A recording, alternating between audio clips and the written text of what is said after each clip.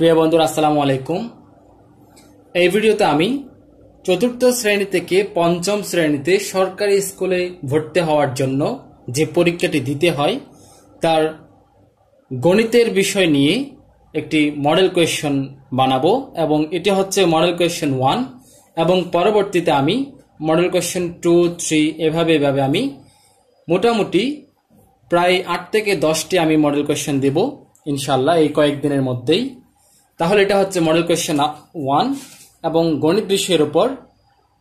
তারপর আরেকটা বিষয় বলে রাখি, সেটা হচ্ছে এই ভর্তি পরীক্ষায়, সরকারি স্কুল ভর্তি পরীক্ষায় সিলেবাস হচ্ছে মূলত গণিত যে বইটি আছে মূল বই, এই মূল বইয়ের পুরো বইটি কিন্তু সিলেবাস, অর্থাৎ মূল বই থেকে খুঁটি নাটি যে কোনো বিষয় কিন্তু আসতে পারে। এই জন্য অবশ্যই তোমাদের প্রত্যেককে মূল বইটি ভালো করে শেষ করতে হবে।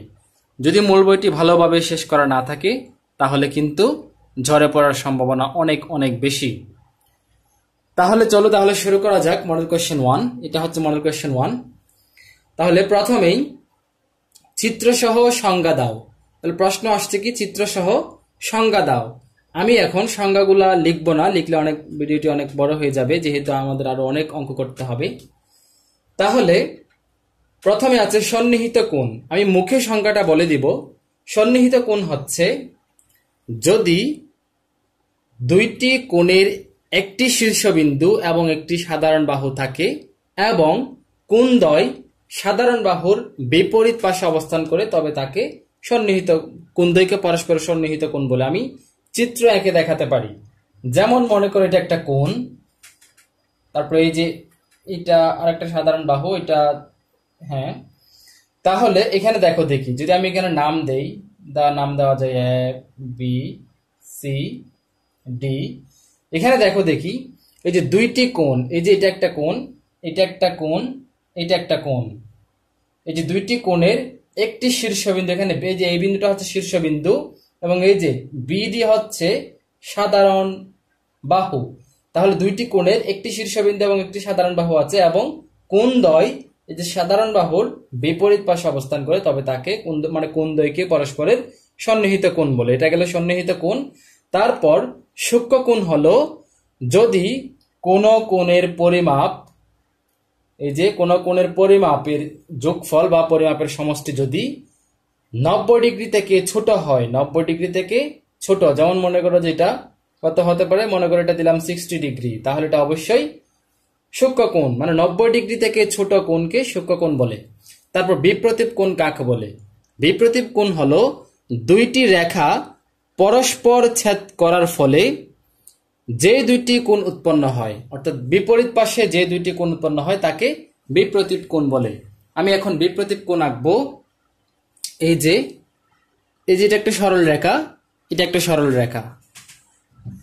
এই যে এরকম দুইটি সরল রেখা পরস্পরকে ছেদ করার ফলে বিপরীত পাশে যে কোণ উৎপন্ন হয়, এই যে এগুলা হচ্ছে কি পরস্পরের বিপ্রতীপ কোণ। মানে দুইটি রেখা পরস্পর ছেদ করার ফলে একে অপরের বিপরীতে যে কোণ সমূহ উৎপন্ন হয় তাই হচ্ছে যে কি বিপ্রতীপ কোণ। যেমন এই যে এটার বিপরীতে এটা এবং এই যে এটার বিপরীতে এটা, এটাই হচ্ছে বিপ্রতীপ কোণ।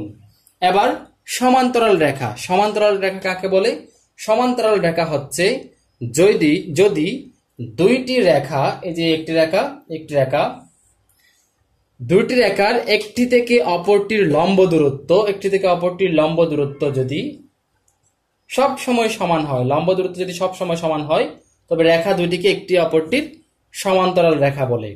তাহলে যেমন মনে করো এটা যদি এবি, এটা যদি সিডি, তাহলে এবি এবং সিডি রেখার লম্ব দূরত্ব কিন্তু সব সময় সমান যদি হয়, তাহলে এই রেখা দুটি অবশ্যই পরস্পর সমান্তরাল রেখা।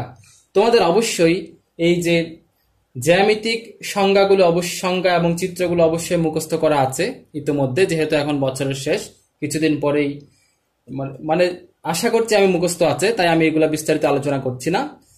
এবার আমি 1 নম্বর প্রশ্ন গেলে এবার আমি 2 নম্বর বিষয়ে চলে যাব। এবার 2 নম্বর প্রশ্ন, নিচের প্রশ্নগুলোর উত্তর দাও, অর্থাৎ সংক্ষেপ উত্তর। দেখো, দেখি 3, 4, 5, 7, 1, 0 সংখ্যাটিকে মানের ঊর্ধ্বক্রমানুসারে সাজাও। তাহলে এই যে এই সংখ্যাটিকে মানের ঊর্ধ্বক্রম অনুসারে সাজানোর জন্য এগুলো আমি সংক্ষেপে দেখাবো, আশা করি তোমরা বুঝে নিবে। মানের ঊর্ধ্বক্রম মানে ছোট হতে বড়। তাহলে আমরা সংখ্যাগুলোকে প্রথমে এই যে এরকম 0, আমি এটা র্যান্ডমলি দেখাচ্ছি, 0 is greater than 1 is greater than 3 greater than less than 0 less than 1, তারপরে যে ক্ষুদ্রতর 3, তারপর হচ্ছে 4, তারপরে হচ্ছে 5, 7। এই যে গেল 0 1 3 4 5 7 এরকম করব। তারপরে আমরা মানের ঊর্ধ্বক্রম অনুসারে সাজাবো। তার মানে কি, মানের ঊর্ধ্বক্রম মানে ছোট হতে বড়তে যাবে। তার মানে ছোট হতে বড়তে যাওয়া মানে 0 সবার আগে হবে। যেহেতু 0 এর কোনো মান নাই সবার আগে দিলে, তাই আমরা 0কে একটু চেঞ্জ করে দিব। তার মানে সবার প্রথমে দ্বিতীয় বৃহত্তমটাকে প্রথমে লিখবো যে 1, তারপর 0, তারপর 3, তারপর 4 5 7। তাহলে এই যে 1 0 3 4 5 7 এটাই হচ্ছে যে মানের ঊর্ধ্বক্রম অনুসারে সাজালে, এই সংখ্যাটিকে মানের ঊর্ধ্বক্রম সাজালে এরকমই হবে। আশা করি তোমরা এটা বুঝতে পেরেছো। এবার আমি পরবর্তী খ নাম্বারে যাব। খ নাম্বারে কি বলা হয়েছে? খ নাম্বারে বলা হয়েছে ভাগশেষ নির্ণয়ের সূত্রটি লিখো। ভাগশেষ নির্ণয়ের সূত্রটি হচ্ছে ভাগশেষ সমান ভাজ্য বিয়োগ ভাজক গুণ,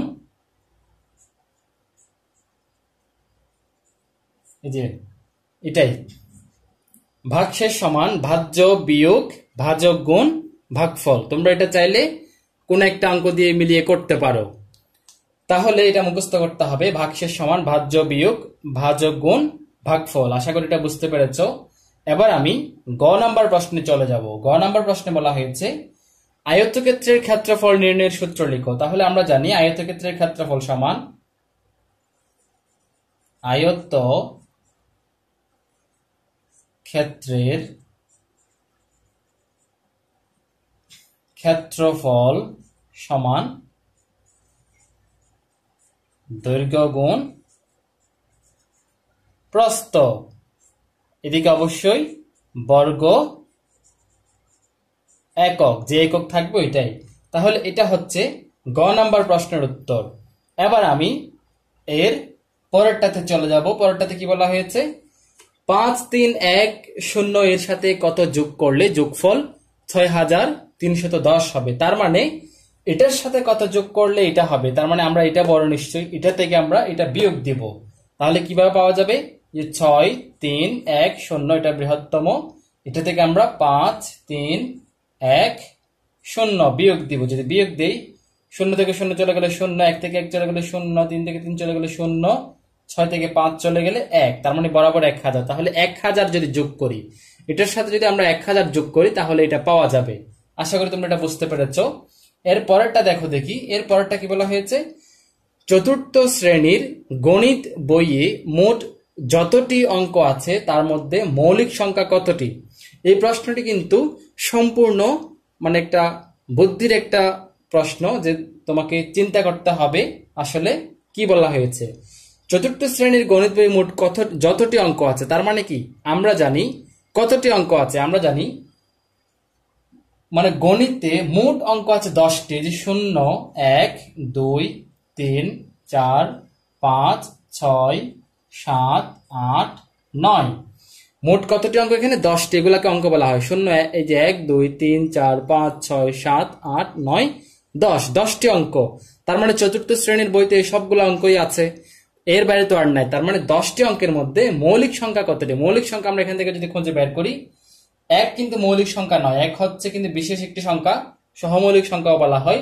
মৌলিক সংখ্যা হচ্ছে এখানে 2, মৌলিক সংখ্যা হচ্ছে এখানে 3, মৌলিক সংখ্যা হচ্ছে এখানে 5, মৌলিক সংখ্যা 7, মৌলিক সংখ্যা এই যে এগুলাই। তাহলে কতটি মৌলিক সংখ্যা আছে? তাহলে 1টি 2টি 3টি 4টি। কতটি মৌলিক সংখ্যা আছে? তাহলে 4টি মৌলিক সংখ্যা আছে। তাহলে 2 নম্বরের উত্তরগুলো তোমরা আশা করি বুঝতে পেরেছো। এবার 3 নম্বর প্রশ্নটি দেখো। সবুজের বাড়ি বিদ্যালয় হতে 8/3 কিলোমিটার পশ্চিমে অবস্থিত, মিতুর বাড়ি বিদ্যালয় হতে 5/4 কিলোমিটার পূর্বে অবস্থিত, বিদ্যালয় হতে কার বাড়ি নিকটবর্তী? সবুজ ও মিতুর বাড়ি থেকে বিদ্যালয়ের দূরত্বের পার্থক্য কত? আমাদেরকে এখানে দুইটা প্রশ্ন চাওয়া হয়েছে, একটা হচ্ছে বিদ্যালয় হতে কার বাড়ি নিকটবর্তী, আর একটা হচ্ছে সবুজ ও মিতুর বাড়ি থেকে বিদ্যালয়ের দূরত্বের পার্থক্য কত। তাহলে আমরা প্রথমে প্রথম প্রশ্নটার উত্তর করব। প্রথম প্রশ্নটা কার বাড়ি নিকটবর্তী, এটা বের করার জন্য আমাদেরকে অবশ্যই যে দুইটা ভগ্নাংশে মানে দূরত্ব যে এটার সমহর বা সমলব করতে হবে। আমরা সমহর করব। তাহলে এই যে প্রথমে আমরা এরকম করি যে 8/3 ও 5/4, 5/4। তাহলে এই দুইটার থেকে আমরা প্রথমে যেটা করব এটা হচ্ছে 8 এবং 5-এর লসাগু নিব। তাহলে কি দেওয়া যায়, এটা লিখতে হবে না, তোমরা এখান থেকে শুরু করবে যে এখানে 8 ও 5 এর লসাগু সমান সমান কত? যেহেতু এটি বলা যাচ্ছে না তাই 5টা সরাসরি গুণ করে দিব, 40। লসাগু পেলাম আমরা কত? 40। তাহলে এবার সুতরাং দিয়ে লিখব, সুতরাং 8/3 সমান সমান, আচ্ছা তার আগে একটা কাজ আছে, সেটা হচ্ছে আমরা এই যে লসাগু যেটা পেলাম, সুতরাং 40/8 মানে যে হর দিয়ে ভাগ দেব সমান সমান কত পাই? 5 পাই। বা এই যে 8/3 কে এখন আমরা 3 এর সাথে আমরা 5 গুণ দেব, 5 গুণ দেব সমান সমান 40। উপরে পাবো আমরা 35, না 3×5 = 15 পাবো। 40/15 পেলাম। এদিকে অবশ্য 8/3 সমান দিতে পারো, 8/3 সমান দিয়ে এই কাজটা করতে পারো, আমার দিলাম না, পরেরটাতে দিচ্ছি। দেখো 5/4, তাহলে আমরা লিখবো 40/5 সমান সমান 8, বা এই যেটা হচ্ছে কত 5/4, এই যে 5/4 এরকম সমান সমান দিয়ে তারপর দিতে পারো যে উপরে 4 গুণন এই যে যেটা পাবো এটা দিয়ে গুণ দিব, 8 5 গুণন যেটা পাবো এটা দিয়ে গুণ দিব, দিলাম। এটাও 40/4, 8 32, এই যে 40/32।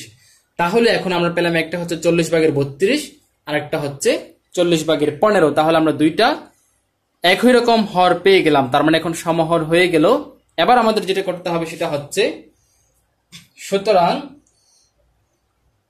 এই যে 15 অবশ্যই ছোট, 15 < 32।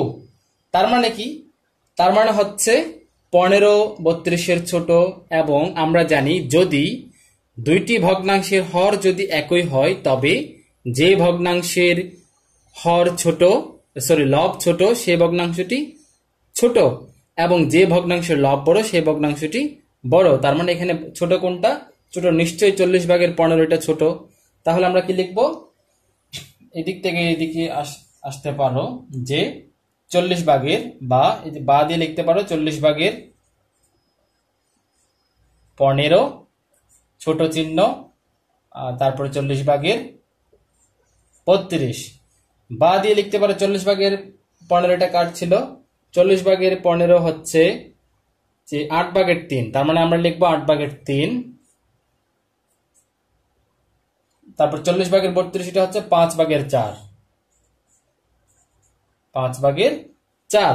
তাহলে এবার লিখতে পারি, অর্থাৎ যে 8/3টা ছোট, তার মানে 8/3 এটা কার? 8/3 ছিল এই যে বিদ্যালয় হতে সবুজের বাড়ি, তার মানে সবুজের বাড়ি নিকটবর্তী। 8/3 যেহেতু সবুজের, তাই আমরা লিখবো সুতরাং সবুজের বাড়ি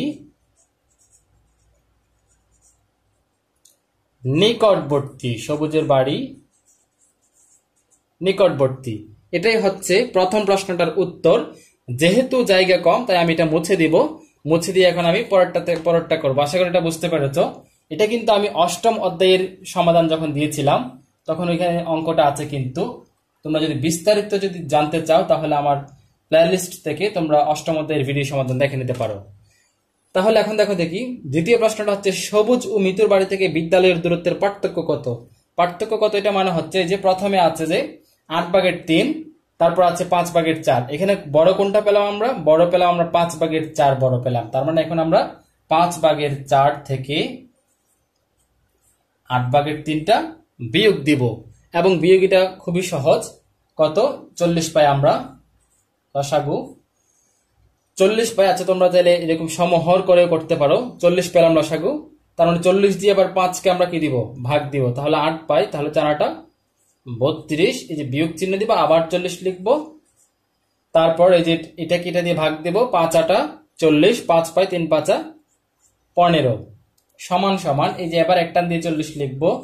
লেখার উপরের দুটো লিখে দিব যেরকম আছে এরকম, 32 বিয়োগ 15 সমান সমান নিচে 40 উপরে কত? 32 থেকে 15 চলে গেলে এই যে 12 থেকে 5 যখন চলে যাবে তার মানে 7। তারপরে 3 থেকে 3 এটা 2 হয়ে গেল, 2 থেকে 1 চলে গেলে 1। তার মানে কত পেলাম আমরা? 17। 32 থেকে 15 চলে গেলে 17, তার মানে 40/17। এবং 17 মৌলিক সংখ্যা, তাই কাটাকাটিও যাচ্ছে না, মানে লঘিষ্ঠ করা যাচ্ছে না। তাহলে এটাই হচ্ছে আমাদের দূরত্বের পার্থক্য, হচ্ছে 40/17। আশা করি তোমরা এটা বুঝতে পেরেছো। তাহলে এই গেল 3 নাম্বার প্রশ্নের উত্তর। এবার আমি 4 নাম্বার প্রশ্নে যাব। 4 নাম্বার প্রশ্নটি দেখো, তানবীরের বাড়ি মসজিদ থেকে 7.5 কিলোমিটার পূর্বে অবস্থিত, মিসবার বাড়ি মসজিদ থেকে 9 কিলোমিটার পশ্চিম অবস্থিত।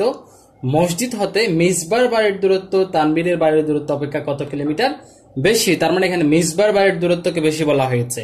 তাহলে এখন আমরা পার্থক্য বের করার জন্য প্রথমে আমরা যেটা বড় সেটা লিখবো, অর্থাৎ মিসবার বাড়ির দূরত্ব, মানে মসজিদ হতে, অবশ্যই মসজিদ হতে মিসবার সমান সমান 9 কিমি। তারপর আরেকটা হচ্ছে কি তানবীরের বাড়ির দূরত্ব,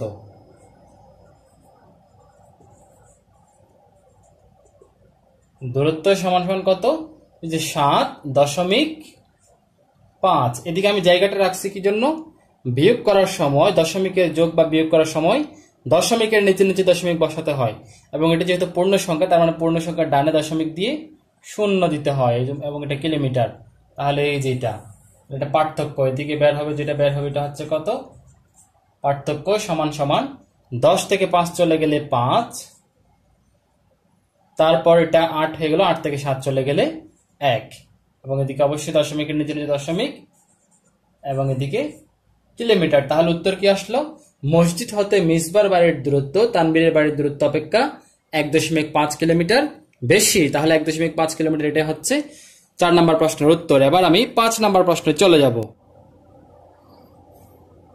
এবার 5 নাম্বার অঙ্কটি দেখো, রাকিব পরিবারের জন্য 1.5 কেজি মাংস কিনল। তা থেকে কিছু পরিমাণ মাংস খাওয়ার পর 895 গ্রাম অবশিষ্ট রইল। তারা কতটুকু মাংস খেয়েছিল এবং তা মিগ্রা মানে মিলিগ্রাম ও ডেসিগ্রামে প্রকাশ করো। তাহলে আমাদের প্রথমে যেটা বের করতে হবে সেটা হচ্ছে তারা কতটুকু মাংস খেয়েছিল। তাহলে এই জন্য আমরা বের করব, প্রথমে যেটা বের করব সেটা হচ্ছে রাকিব মাংস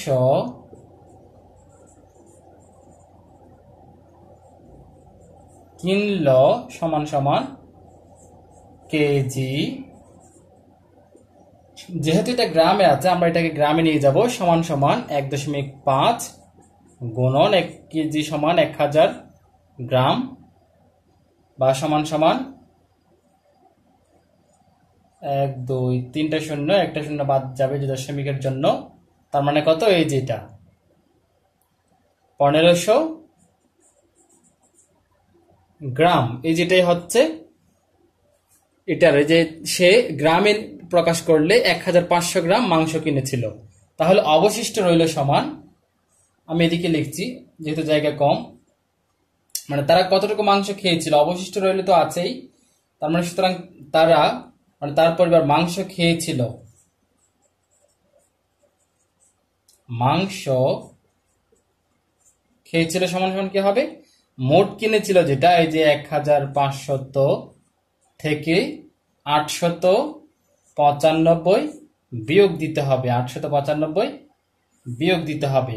যদি বিয়োগ দেই এত গ্রাম, এটাই হবে যে আসবে উত্তর। তাহলে বিয়োগ দিলে কত হয়, 10 থেকে 5 চলে গেলে 5, এটা হয়ে গেল 9, 9 থেকে 9 চলে গেলে 0, এটা হয়ে গেল 4, 4 থেকে 8 যায় না, তার মানে এক ধার নিব 14, 14 থেকে যদি 8 চলে যায় তাহলে কত থাকে, 6, 605 গ্রাম। তাহলে মাংস খেয়েছিল সমান সমান 605 গ্রাম। কেন, অবশিষ্ট যেটা রইল সে আমরা যদি মোট মাংস থেকে যদি অবশিষ্ট মাংস বিয়োগ দিই তাহলে যেটা থাকবে সেটাই হচ্ছে তারা মাংস খাওয়ার পরিমাণ। তাহলে 605 গ্রাম মাংস তারা খেয়েছিল। এবার এটাকে আমরা 605 গ্রামকে মিলিগ্রামে নিয়ে যাব, ডেসিগ্রামে নিয়ে যাব। তাহলে কিভাবে নিয়ে যাব, এটাকে আমরা এখন মিলিগ্রামে নিয়ে যাব। সমান সমান কি করতে হবে, মিলিগ্রামে নেওয়ার জন্য যেটা করতে হবে সেটা হচ্ছে আমরা 605 কে মিলিগ্রাম বড় না গ্রাম বড়, অবশ্যই গ্রাম বড়, মিলিগ্রাম ছোট। তাহলে গ্রাম এবং মিলিগ্রামের মধ্যে সম্পর্ক কি, সম্পর্ক হচ্ছে 1 গ্রাম সমান 1000 মিলিগ্রাম। 1000 দিয়ে আমরা গুণ দেব যেহেতু ছোটতে নিয়ে যাচ্ছি, এবং এদিকে অবশ্যই মিলিগ্রাম লিখবো, মিগ্রা বা মিলিগ্রাম। তাহলে সমান সমান কত পাওয়া যায়, 605 কে 605, 3টা শূন্য, 1টা 2টা 3টা শূন্য, মিলিগ্রাম। তাহলে এটাই হলো যে মিলিগ্রামে নিয়ে যাওয়া। তারপর ডেসিগ্রামে যদি নিতে চাই তাহলে মিলিগ্রাম, এই যে 605 গ্রাম, এই গ্রামের সাথে ডেসিগ্রামের সম্পর্ক কি, গ্রাম বড় না ডেসিগ্রাম বড়, অবশ্যই গ্রাম বড়, ডেসিগ্রাম ছোট। এবং গ্রাম এবং ডেসিগ্রামের মধ্যে সম্পর্ক হচ্ছে, আমি এটা এদিকে দেখাই, গ্রাম এবং ডেসিগ্রামের মধ্যে সম্পর্ক হচ্ছে 1 গ্রাম সমান 10 ডেসিগ্রাম। তার মানে 605 কে ডেসিগ্রামে নিতে গেলে সমান সমান যে 605 গুণন 605 গুণন 10, এদিকে অবশ্যই ডেসিগ্রাম হবে। তাহলে সমান সমান কত পাওয়া যায়, 605 শূন্য, এদিকে হবে যে ডেসিগ্রাম। তাহলে এই যে এটা হচ্ছে ডেসিগ্রাম, এটা হচ্ছে মিলিগ্রাম। তাহলে এই যে এরকম একক পরিবর্তনের জন্য তোমাদেরকে এককগুলোর মধ্যে সম্পর্ক জানতে হবে, কোনটা বড় কোনটা ছোট জানতে হবে। এই যে এরকম একক পরিবর্তনের আমি একটা ভিডিও বানিয়েছি, তোমরা এটা চাইলে আমার ভিডিও প্লেলিস্টে গিয়ে দেখে নিতে পারো। তাহলে দেখো দেখি, গ্রাম থেকে আমরা মিলিগ্রামে নিলাম, গ্রাম থেকে আমরা ডেসিগ্রামে নিলাম, এটাই হচ্ছে এই অঙ্কটির উত্তর। তাহলে এখন আমি পরবর্তী অঙ্কে চলে যাব, 6 নম্বর অঙ্কে যাওয়া যাক। আর 6 নম্বর অঙ্কটি দেখো, পিতা ও পুত্রের বয়সের সমষ্টি 45 বছর। পিতার বয়স পুত্রের বয়সের 4 গুণ। পৃথকভাবে পিতা ও পুত্রের বয়স হচ্ছে, বয়স কত এটা আমাদেরকে বের করতে হবে। তাহলে আমরা এটা অঙ্কটা করার জন্য প্রথমে লিখব যে পুত্রের বয়স নিশ্চয় পুত্রের বয়সের 1 গুণ, কারণ তার নিজের বয়সের অবশ্যই 1 গুণ হবে। যেমন তার বয়স যদি x বছর হয়, তার মানে x এর মানে x না, আমি অন্য একটা সংখ্যা দিয়ে বোঝাই। তার বয়স যদি মনে করো 2 বছর হয় তাহলে 2টা 2 এর 1 গুণ, 3 বছর হলে 3টা 3 এর 1 গুণ, এরকম। তাহলে পুত্রের বয়সের 1 গুণ। তারপর লিখব পুত্রের বয়স পিতার বয়সের কত গুণ, এই যে 4 গুণ। এবার যোগ করে আমরা লিখব কত, মোট কত গুণ, 5 গুণ। এবার আমরা লিখব যে এই যে সমষ্টি হচ্ছে 45 বছর, যেহেতু পিতা পুত্রের বয়সের সমষ্টি 45 বছর। সুতরাং আমরা এখন লিখব, সুতরাং পুত্রের বয়স সমান সমান এই যে 45 ভাগ 5 বছর। কেন, কারণ এখানে পুত্রের বয়সের 1 গুণ, পিতার বয়সের 4 গুণ, সবগুলা যোগ করে আমরা 5 গুণ পেলাম। তাহলে 5 গুণ হচ্ছে এটা, যদি আমরা 5 গুণকে যদি আমরা মোট সমষ্টির সাথে যদি ভাগ দেই, যেটা আসবে সেটাই হবে যে পুত্রের বয়স। তার মানে 5 গুণ দিয়ে ভাগ দিলে 5 নং 45, তাহলে 9 হবে, 9 বছর। তাহলে পুত্রের বয়স কত, পুত্রের বয়স 9 বছর বের হলো। আর পুত্রের বয়স যদি 9 বছর পাওয়া যায়, সহজে পিতার বয়স বের করা যাবে। সুতরাং পিতার বয়স লিখবো আমরা এখন, পিতার বয়স সমান সমান 9 গুণন 4 সমান সমান 4 নং 36 বছর।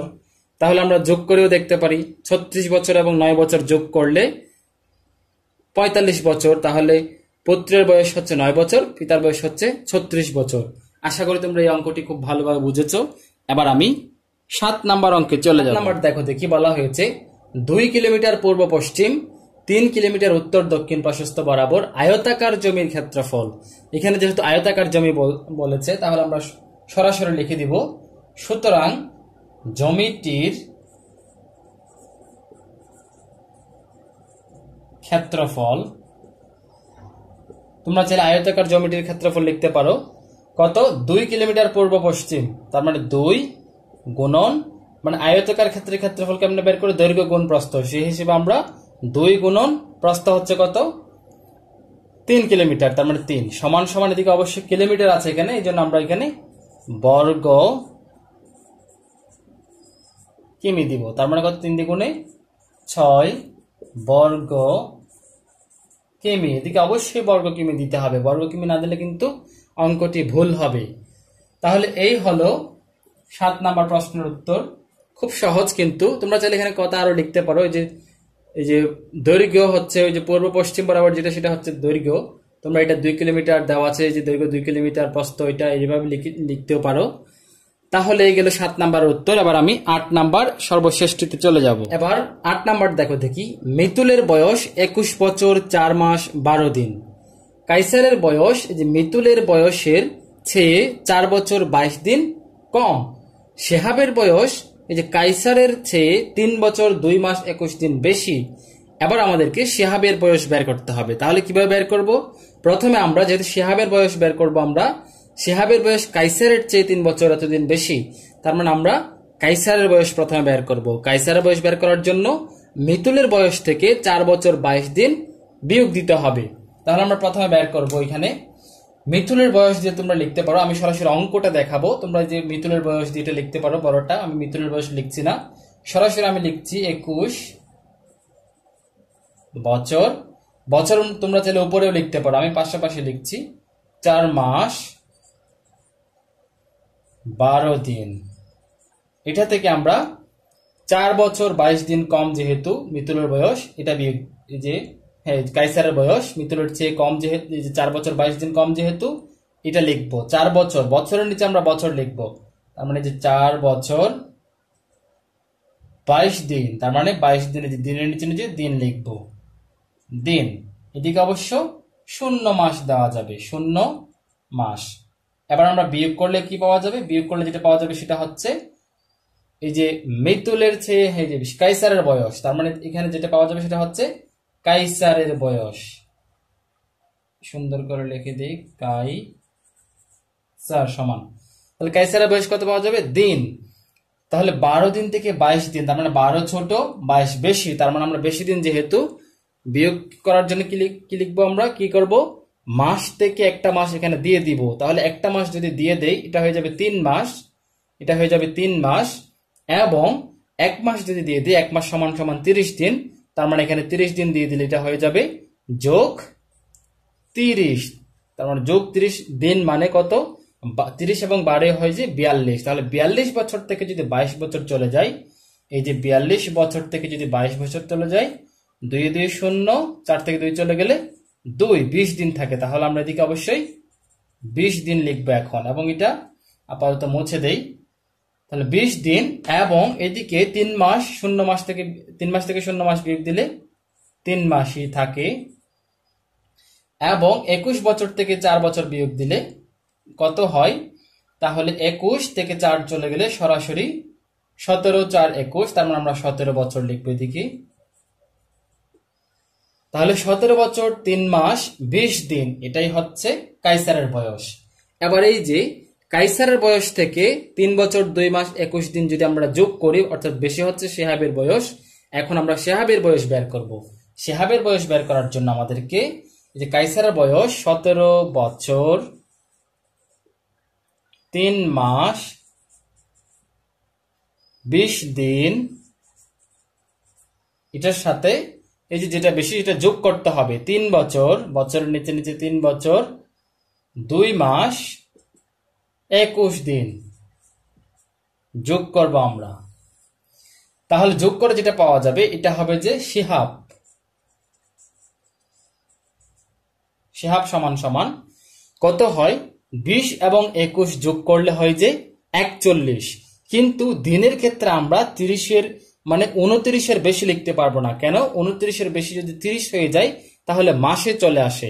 তাহলে আমরা যদি 41 লিখি, একটা বিষয় সেটা হচ্ছে যে 41 যদি লিখি এখান থেকে আমরা 30 কেটে নিতে হবে আমাদের। 30 কেটে নিলে এই যে 41 থেকে যদি আমরা 30 কেটে নেই তাহলে আর থাকে কত?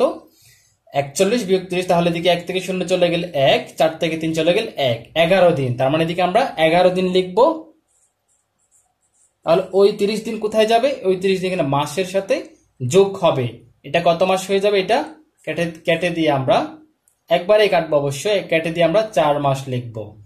তাহলে এটা আপাতত এই যে মুছে দেই।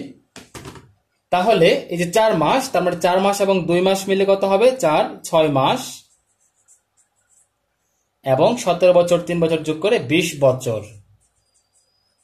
তাহলে কত হলো? 20 বছর 6 মাস 18 দিন, না সরি 11 দিন, 11 দিন।